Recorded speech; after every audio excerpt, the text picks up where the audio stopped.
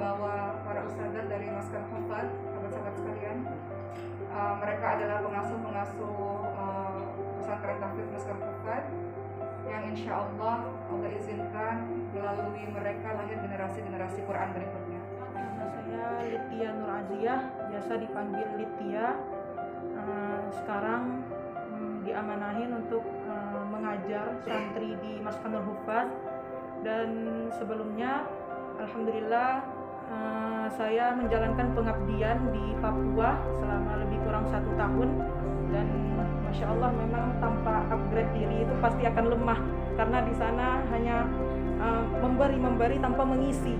Jadi ternyata sanggupnya ya lebih kurang 1 tahun, butuh lagi untuk upgrade diri, belajar kembali, karena memang umur masih 21 tahun dan masih ingin untuk belajar, lebih memprioritaskan belajar, dan tentunya sambil mengajarkan kembali apa yang didapat. Kelihatan ya.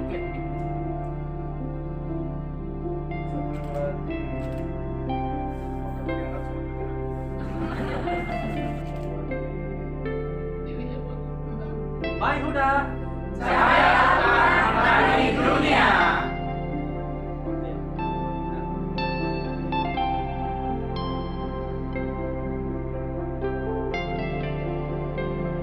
Habis sesi pertama kita makan dulu.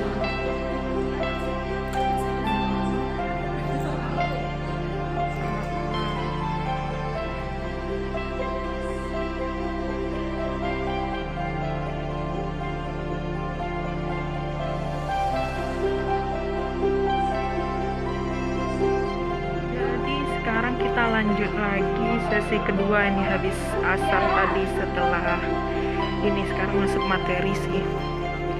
Alhamdulillah banyak ilmu yang didapat. Sesi berikutnya ada Isya sama Umi Rara, Umi Dela, ada Ustazah Silvi, dan ada Nanda juga. Ini umiku yang paling cantik-cantik ini. Terima kasih. Amin. Ya, kita lanjut sesi berikutnya ya. Semangat. Manda tinggal. Ini aja untuk kita sharing ya. Jadi bukan trainer itu Presentasi TOT Training of Trainer di hari kedua. Baik, langsung saja. Di sini kami rujukannya pada konten kedua, series 2, yaitu dalam surah Az-Zariyat ayat ke-56. Bawa Al-Quran, boleh buka Al-Qurannya di HP. Ayat ke-56 surah Az-Zariyat ya. Yang pertama ya, tentunya kita membaca ya, sesuai dengan metode 7M Maidah membaca. Ada bapak ibu di sini yang bersedia untuk membaca surah Az-Zariyat 56 ayat ke-56. Khalaqa jinna wal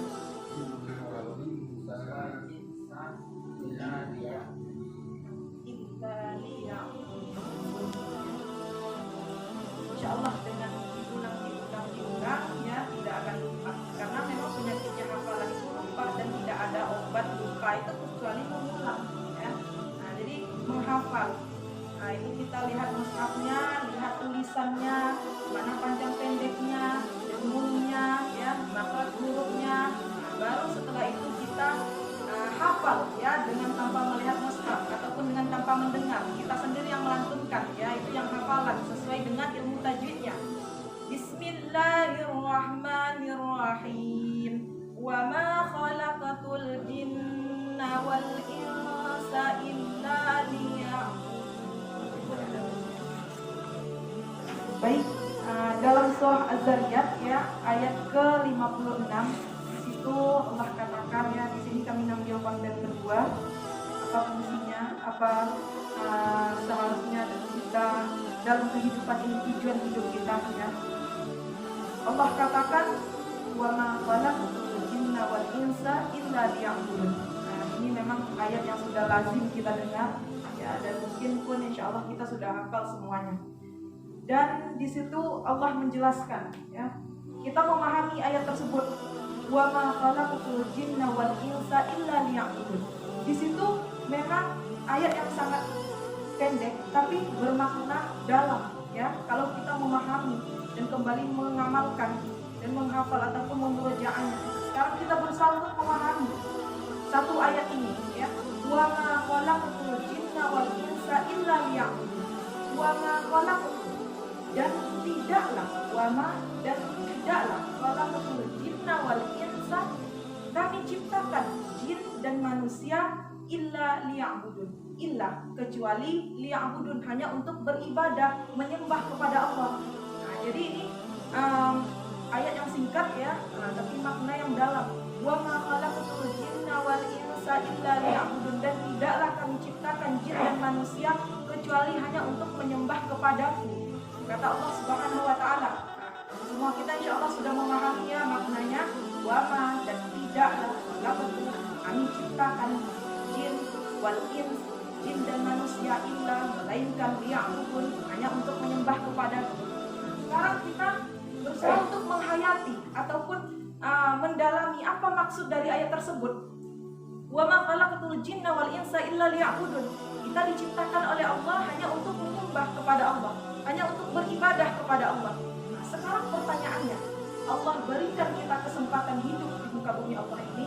Nah, Allah takdirkan kita untuk hidup di muka bumi Allah, berarti itu ada tujuannya. Sekarang kita fokus pada tujuan, karena ya sesuatu yang kita lakukan kalau kita tidak ada tujuan itu akan bingung, akan bengong. Nah, kalau tidak ada tujuan, jadi sekarang kita sudah tahu ini apa sebenarnya tujuan hidup, hanya untuk menyembah kepada Allah, beribadah kepada Allah. Nah, Allah tegaskan dalam surah Az-Zariyat, jadi tujuan kita hidup hanya untuk beribadah ya. Nah, sekarang kita sudah tahu tujuan kita hidup untuk beribadah, kita fokus pada tujuan. Jadi apa yang harus kita lakukan? Bagaimana kehidupan kita ini ya, kita menata aktivitas itu semuanya jadi ibadah ya.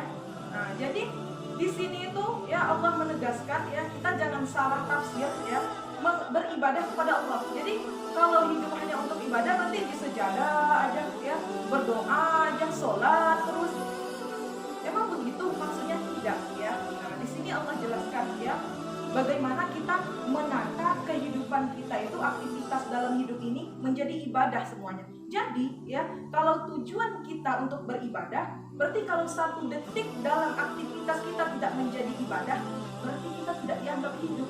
Kita keluar dari tujuan hidup kita. Dan di situ poinnya ya, di situ relnya, seperti kereta. Kereta ketika keluar dari relnya ya, dia tidak akan sampai kepada tujuan. Jangankan sampai pada tujuan, bahkan berpotensi untuk mencelakakan ya. Nah, seperti kereta. Jadi begitu dengan kita, Allah ciptakan untuk beribadah kepada Allah. Ketika kita keluar dari tujuan hidup ya, jangankan sampai tujuan, bahkan hidup kita akan celaka. Bahkan hidup kita tidak akan selamat dunia wal akhirahnya. Nah, jadi ini ya, kita tahu poinnya di situ. Dan tujuan beribadah kepada Allah ya, hidup kita. Ibadah ini ya berbentuk amal soleh ya. Ada yang ibadah ritual langsung ke Allah seperti sholat, dan ada ibadah sosial, hubungan kita dengan masyarakat, dengan makhluk ya. Ibadah ritual seperti sholat ya, contohnya sholat. Sholat merupakan tanda kedekatan hamba dan Rabb-nya ya.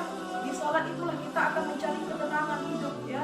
Nah, jadi bagaimana kita bisa istiqomah dalam menjalankan sholat agar bisa menjaga sholat? Nah, ini masih di bulan Rajab ya, kitanya salah satu hikmah ya, ketika kita berbicara bulan Ramadan, kita diingatkan dengan peristiwa nuzul Quran. Ketika kita berbicara bulan Rabiul Awal, kita diingatkan dengan kelahiran Rasulullah. Berbicara bulan Muharram, kita diingatkan dengan peristiwa hijrah. Dan ketika kita berbicara bulan Rajab, kita diingatkan dengan peristiwa Isra Mi'raj. Dan ada hal yang penting di balik kisah tersebut, yaitu yang dibawa oleh Rasulullah adalah sholat. Sampai bahkan Rasulullah saat wafat pun mengingatkan kepada kita sholat. Nah, saking pentingnya sholat, Allah perintahkan kita untuk zakat, cukup turun ayat. Allah perintahkan kita untuk puasa, cukup turun ayat. Allah perintahkan kita untuk sholat, Rasulullah langsung yang menjemput perintah tersebut ya. Nah, jadi kita harus tahu dulu ini apa fungsinya sholat ya, apa manfaatnya sholat. Salah satunya Allah katakan dalam Al-Quran ya, fadilah ataupun manfaat ataupun sesuatu yang Allah janjikan bagi mereka yang menjaga salat dalam surah Al-Kahfi ayat ke-45. Inna salata tanha 'anil fahsya'i wal munkar. Di situ Allah jelaskan ya, sesungguhnya salat mencegah perbuatan keji dan munkar. Jadi orang yang menjaga salatnya, di situ Allah janjikan akan berkepribadian yang baik. Nah, di situ janji Allah. Jadi kalau udah sholat ya, nah, berarti itu sedikit ngerem perbuatan keji dan munkar kita. Kalau udah sholat berarti tidak akan menzalimi orang lain. Kalau benar-benar sholatnya sudah ikhlas karena Allah sesuai dengan syarat dan rukunnya, menyempurnakan wudhunya ya, nah, berarti kita tidak akan berani lagi untuk berbohong atau menipu orang ya. Nah, berarti kita tidak berani lagi untuk memakan riba. Nah, tapi sebaliknya, lah kita sudah sholat tapi kok masih makan riba, sudah sholat kok masih menzalimi orang ya, jangan berhenti. Di situ Rasulullah tegaskan ya, dalam hadis Rasulullah, iringi kejahatan itu dengan kebaikan, nanti kejahatan ini akan dihapus oleh kebaikan. Nah, jadi begitu, walaupun makan riba tetap sholat, walaupun masih menzalimi orang tetap sholat, walaupun masih berbohong tetap sholat, nanti sholat ini akan memberhentikan ya perbuatan keji dan munkar kita ini, dan semuanya pastinya bertahap. Tidak mungkin langsung solid ya, tidak mungkin langsung baik, semuanya bertahap, semuanya berproses. Nah, jadi sholat ini ya, Allah janjikan akan berkepribadian yang baik. Selanjutnya manfaatnya, fadilah dari sholat ya. Dalam surah At-Talaq ayat ke-65 Allah katakan, wa may yattaqillaha yaj'al lahu makhraja. Allah akan memberikan jalan keluar ataupun solusi bagi mereka yang bertakwa. Bertakwa di sini siapa? Tafsirnya dalam Al-Baqarah ayat kedua dan ayat ketiga. Dzalikal kitabul la raiba fihi hudan lil muttaqin. Hudan lil muttaqin, bagi mereka yang bertakwa. Siapa mereka yang bertakwa ini? Dilanjutkan dengan ayat selanjutnya, alladzina yu'minuna bil ghaibi wa yuqimunas shalah wa mimma razaqnahum yunfiqun. Di situ ya dikatakan orang yang bertakwa, yang beriman dengan yang gaib, yang melaksanakan salat dan berinfak di jalan Allah. Jadi di situ salat. Ketika kita salat, apapun problem yang kita hadapi, Allah beri solusi. Ketika kita menjaga salat ya, apapun masalah dalam kehidupan ini Allah akan beri solusi. Tapi ini ya kesalahan kita manusiawinya. Ketika sudah susah, ketika sudah punya problem, baru minta sama Allah. Ketika sedang sering lupa. Tapi begitu kasih sayangnya Allah, Allah akan menghapus semua dosa kita sebanyak apapun. Jadi problem ya ataupun masalah ujian dalam konten series 2 juga dijelaskan di situ ya. Walana balwannakum bi syai'in minal khawfi wal wa naqsin minal amwali wal anfusi wat thamarati wa basyyiris sabirin. Di situ memang sudah janji Allah. Ya, kita yang hidup di muka bumi Allah ini, Allah akan uji dengan sedikit penderitaan, kelaparan, kekurangan harta, kekurangan jiwa. Wa basyiris sabirin, berikan kabar gembira bagi mereka-mereka yang sabar. Siapa mereka-mereka yang sabar? Alladzina idza asabatuhum musibah qalu inna lillahi wa inna ilaihi raji'un. Mereka yang bisa mengembalikan semuanya kepada Allah. Sesungguhnya harta, anak, jabatan yang kita miliki semuanya punya Allah. Ya, jadi ketika Allah berikan ujian, ketika Allah berikan musibah dalam kehidupan ini, kita bisa mengembalikan pada Allah semuanya. Nah, di situ tuh Allah akan memberikan jalan solusi atas permasalahan hidup kita. Nah, dan sambungan ayatnya Allah akan memberikan rezeki yang tidak disangka-sangka. Seperti Abu yang katakan kemarin pergi umroh, ya. Nah, yang mungkin tidak tahu dari siapa rezekinya, tentunya dari Allah, ya. Nah, tapi jalannya dari siapapun yang Allah kehendaki. Nah, jadi itu yang pertama, tingkatkan takwa, ya, dengan salah satunya sholat. Sholat merupakan amal soleh. Nah, ini ibadah ritual, ya. Kembali lagi ke temanya, fokus kepada tujuan hidup yaitu ibadah. Nah, sholat. Kenapa kami jelaskan ini? Agar ada dorongan, ya, ataupun keistiqomahan dalam hati kita. Karena memang iman itu naik turun. Naik karena ketaatan, turun karena kemaksiatan. Nah, jadi perlu dicas, ya. Nah, perlu diingatkan kembali. Ketika kita ingat fadilah ataupun kelebihan yang Allah beri, kita akan lebih bersemangat dan lebih akan bisa untuk istiqomah. Ya, banyak dalam Al-Quran Allah jelaskan fadilah-fadilah dari sholat, ya, ataupun janji Allah orang-orang yang menjaga sholatnya diberikan kebahagiaan, dijabah doanya dalam surah Ali Imran, ya. Isa Zakaria yang meminta anak. Kalau mungkin dari logika kita sudah mustahil, sudah tua, ya, istrinya pun sudah tua, tapi tidak ada yang mustahil, ya. Benar da'a Zakaria Rabbah, ya. Zakaria minta kepada Allah dan melaksanakan sholat. Nah, di situ. Dan kabar gembiranya, selesai sholat, malaikat turun memberikan kabar gembira, Allah memberikan engkau keturunan yang bernama Yahya, namanya dari Allah langsung. Ya, itu kabar gembiranya. Belum selesai sholat, Allah udah ijabah doanya. Nah, jadi itu salah satunya fadilah sholat, Allah akan mengijabah doa-doa kita. Ya, nah, jadi semoga ini merupakan menambah ya semangat kita dan keistiqomahan kita dalam menjaga sholat tentunya, dan merupakan ibadah ritual ya, merupakan amal sholat. Itu hubungan kita dengan Allah. Itu salah satunya ya, belum berbentuk yang lainnya, baru sholat. Dan selanjutnya hubungan kita dengan makhluk ya, ibadah dengan makhluk ya, hubungan sosial, hablum minallah, hablum minannas, itu tidak bisa dipisahkan. Sekalipun baik hubungan kita dengan Allah nanti berdoa, sholat terus, tapi hubungan dengan tetangga tidak baik, dengan orang lain berdendam ya, ataupun di tempat kerja kita tidak ada bagusnya melihat orang lain, selalu berprasangka buruk, itu juga tidak benar. Atau sebaliknya, kita berusaha mencari ya, simpati pada makhluk tapi tidak menjaga hubungan dengan Allah, itu juga tidak ya. Jadi dua-duanya ini sejalan, hablum minallahnya dan hablum minannas. Ya, hubungan kita dengan Allah dan hubungan kita dengan manusia. Nah, itulah tujuannya hidup. Ketika kita sudah berhubungan baik dengan Allah dan berhubungan baik dengan makhluk, ya, di situ datangnya kebahagiaan. Walaupun nanti Allah kasih rezeki, kita bisa menjalankannya dalam jalan yang benar. Ihdinas siratal mustaqim. Ataupun Allah kasih ujian, kita bisa bersabar. Nah, kalau memang betul-betul kita sudah tahu apa tujuan hidup ini yang sebenarnya ya, yaitu tidak lain dan tidak bukan hanya untuk beribadah menyembah kepada Allah Subhanahu wa taala. Jadi yang tadi ya, bagaimana aktivitas kita itu bernilai ibadah. Nah, bukan ibadah itu hanya sekedar bersejadah, sholat, berdoa terus, ya melakukan sholat sunnah ya. Kita bekerja ya, para bapak-bapak ibu yang bekerja niat untuk mencari nafkah ya, untuk anak dan istri, mencari nafkah yang halal ya, kita niat untuk menghidupkan anak istri, melakukan kewajiban, di situ bernilai ibadah ya. Ataupun bapak-bapak yang berbisnis ya, niat untuk melakukan sunnah Rasulullah SAW. Rasulullah juga berdagang, berbisnis. Nah, dan kita juga niat ya, bagaimana nanti keuntungannya, misalnya kita arahkan ke jalan Allah, berinfak, sedekah, itu jadi ibadah.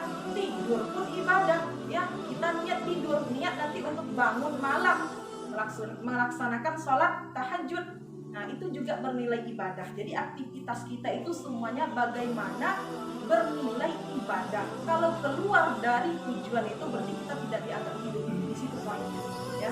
Nah, jadi ini penjelasan dari Syariah 2 ya, konten 2, apa tujuan kita hidup ya. Kita sudah memahami ya, kita sudah paham, kita sudah membaca ya, kita sudah memahami, sudah tahu maknanya, apa maksud ayatnya. Sekarang kita menghafal ya, menghafal. Tadi memahami, kita sudah memahami ayat perkata ya, sudah kita maknai perkata, sudah tahu maknanya dan sudah menghayati, sudah tahu apa maksud dari ayat tersebut. Seharusnya dan selanjutnya menghafal. Nah, insya Allah ini sudah hafal ya semuanya ya, ayat yang pendek ya, insya Allah bermakna yang luas. Jadi kita menghafal, dan mungkin satu ayat ini tidak akan kita kasih wakofnya ya, ataupun berhenti di pertengahan ayat karena hanya pendek dan nafas sampai ya, dan insya Allah bisa hafal ya. Bismillahirrahmanirrahim.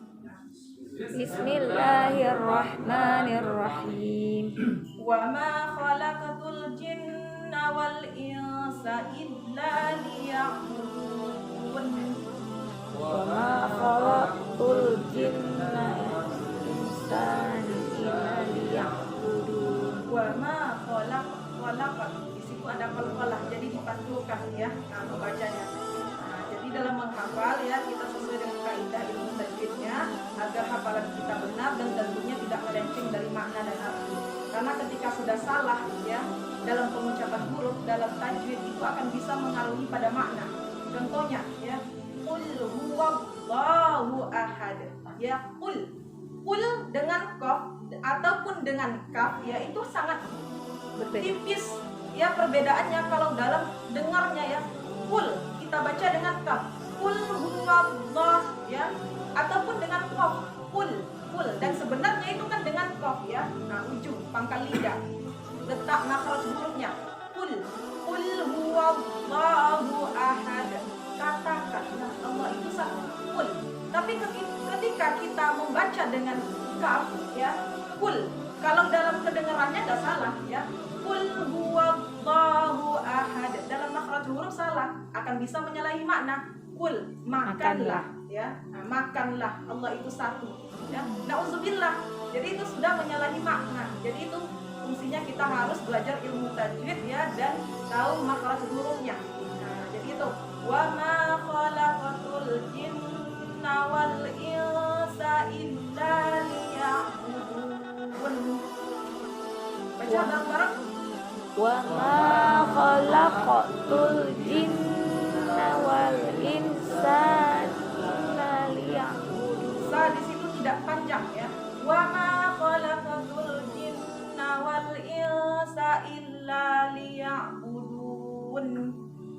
Wa ma khalaqatul jinna wal insa illa liya'budun. Dengung dulu, di situ ada ikhfa. Wa ma khalaqatul jinna wal insa illa liya'budun. Wa ma khalaqatul jinna wal insa illa liya'budun. Kira-kira udah hafal nggak Bapak Ibu? Insyaallah ya. Siapa yang mau baca tanpa melihat mushafnya? Ya. Bapak Ibu, silahkan. Pak Iqbal, mana Pak Iqbal? Ayo silahkan Pak. Ya, jadi ya dan pun menghafal itu bahkan tajwid dan makhraj hurufnya yang terlebih dahulu ya. Karena banyak yang menghafal tapi hanya sekedar hafal, tidak memperhatikan panjang pendek ilmu tajwidnya. Jadi yang tadi contohnya akan bisa mengaruhi pada makna. Yaitu pentingnya kita belajar ilmu tajwid terlebih dahulu sebelum menghafal. Itu yang kita terapkan di Maskanul Hufaz. Ketika santri datang, santri baru tidak langsung menghafal ya.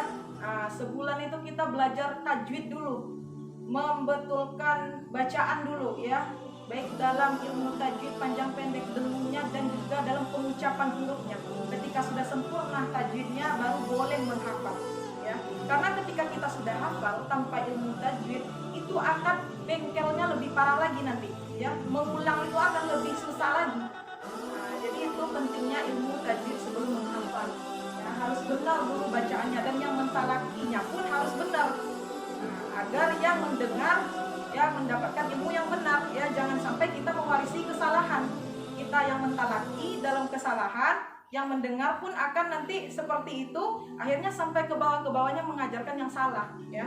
Jadi ya saya menyimpulkan konten yang Bapak Haji Suhaidi susun ini ya, itu memudahkan kita sekali untuk menyampaikan dakwah. Tapi kembali lagi, terutama untuk kami yang minim ilmu, yang para anak milenial ini ya perlu belajar. Memang menyampaikannya akan lebih mudah kitanya. Pakai slide, tinggal sampaikan, tinggal sarahkan. Tapi kita akan lebih maksimal lagi ketika kita juga berguru ya. Meminta penjelasan kembali kepada guru ataupun membenarkan bacaan kita kembali sebelum kita mengajarkan, agar tidak mengajarkan yang salah. Karena akan berterusan salah mewarisi kesalahan ya, nauzubillah. Terus setelah kita menghafal, lanjut ke murojaah. Murojaah ini yang kembali ke pribadi kita. Sesungguhnya ya tidak ada hafalan tanpa murojaah. Dan yang tadi penyakit hafalan itu lupa, dan tidak ada obat lupa kecuali mengulang, diulang ya. Ibu-ibu sedang masak ya, sedang merawat anak, hidupin murotal, dengar. Jadi kita mengikuti tuh ya. Sedang masak pun insya Allah masakan pun jadi berkah ya. Yang tadinya mungkin asin jadi nggak asin. Jadi berkah jadinya ya. Dengarin murotal, sambil mengikutin yang kita hafal itu. Jadi dengan mendengar, dengan melihat, dengan melantunkan, disitulah nanti hafalan itu akan melekat ya. Seperti Al-Fatihah lah, yang dari kecil kita baca sampai sekarang pun tidak akan lupa. Bangun tidur pun atau ngigo pun kita pasti akan benar Al-Fatihah ya. Nah, tapi kalau hafalan baru ya, nah, kalaupun disuruh setelah keluar dari ini dibaca kembali, mungkin bisa-bisa lupa ingat. Nah, jadi intinya pengulangan, murojaah itu ya artinya mengulang. Ya, dan itu kembali ke pribadi masing-masing, menjaga hafalan yang kita punya. Walaupun itu satu ayat, karena bisa jadi satu ayat itu yang menghantarkan kita ya ke surganya Allah. Bisa jadi satu ayat yang kita jaga itu yang mempertemukan kita nanti dengan Allah Subhanahu wa taala. Nah, jadi menjaga hafalan itu sangat penting. Nah, melantunkan ya sudah tadi ya. Nah, dan mengamalkan tentunya. Para sahabat dunia, mengapa mereka menghafal itu sangat lama? Karena mereka tidak akan beranjak ke ayat selanjutnya sebelum bisa mengamalkan. Sekarang kita banyak punya dalil, banyak orang pintar, banyak orang yang berpendidikan, ya, tapi tidak dengan mengamalkan. Nah, jangan sampai kita seperti itu. Alhamdulillah, acara TOT ini merupakan salah satu detorika dakwah bagaimana menyampaikan dakwah itu akan lebih mudah dengan menggunakan 7M My Huda. Dan Masya Allah, banyak ilmu dan hikmah yang didapat, semoga memperoleh keberkahan dan bisa memberi kebermanfaatan. Amin ya rabbal alamin.